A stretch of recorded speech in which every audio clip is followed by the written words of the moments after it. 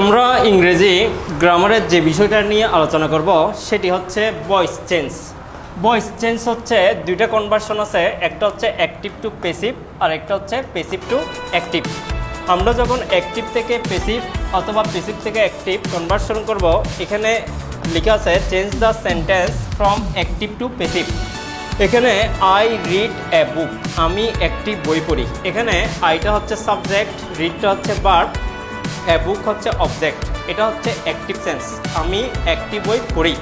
এখন এটাকে যখন তুমি প্যাসিভ করবা তখন এখানে অবজেক্টকে সাবজেক্ট করতে হবে। তাহলে অবজেক্ট হচ্ছে এ বুক, এটা যখন তুমি সাবজেক্ট করবা এ বুকটাকে সামনে চলে আসবে। তারপর এ বুক, এখানে রিডটা হচ্ছে কি প্রেজেন্ট ফর্ম। প্রেজেন্ট ফর্ম হলে আমরা এম ইজ আর ব্যবহার করি।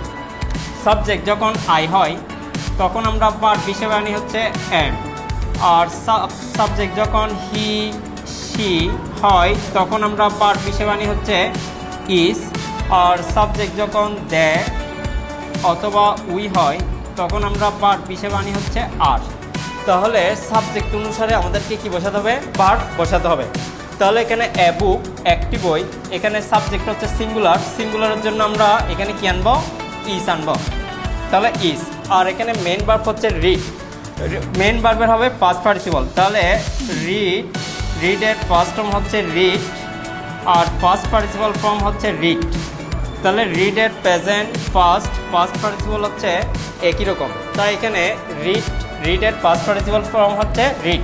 তাহলে এ বুক ইজ রিড, তারপর এখানে বাই যুক্ত করে সাবজেক্টের কি হবে? Object form.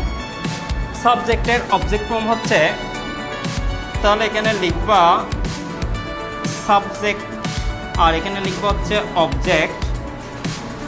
আই থাকলে মি হয়, ইউ থাকলে ইউ হয়, হি থাকলে হিম হয়। তাহলে হি রাইটস এ পোয়েম, এখানে সাবজেক্ট হচ্ছে কি হি, আর রাইটস হচ্ছে কি? রাইটস হচ্ছে ভার্ব, রাইটস হচ্ছে কি? আর এ পোয়েম হচ্ছে অবজেক্ট। তাহলে এটা হচ্ছে অ্যাক্টিভ। তাহলে এটাকে যখন তুমি প্যাসিভ করবা অবজেক্টকে কি করতে হবে? হ্যাঁ, সাবজেক্ট করতে হবে। তাহলে এ পোয়েমকে আগে নিয়ে আসবা।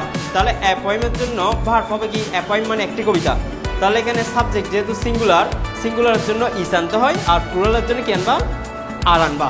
তাহলে এ পোয়েমের জন্য কি আনবা? ইস আনবা। আর রাইটের ফার্স্ট পার্টিসিপল কি হবে? রিটেন। Write, wrote, written. তাহলে a poem is written by যুক্ত করে হিটাকে কি করবা? হিম করবা। ঠিক আছে? তাহলে এখানে দেখো আই রিড এ বুক, এখানে আইটা হচ্ছে কি? সাবজেক্ট, তারপর রিডটা হচ্ছে ভার্ব আর এ বুক হচ্ছে অবজেক্ট। তাহলে অ্যাক্টিভ থেকে যখন প্যাসিভ করবা অবজেক্টকে কি করতে হবে? সাবজেক্ট করতে হবে। তাহলে এ বুকটা প্রথমে নিয়ে আসবা। ঠিক আছে? এ বুকটা কোথায় নিয়ে আসবা? প্রথমে। এ বুক হচ্ছে অ্যাক্টিভ হয় না, সেখানে ভার্ব হবে সিঙ্গুলার। সিঙ্গুলারের জন্য এখানে কি আনবা? ইস আনবা।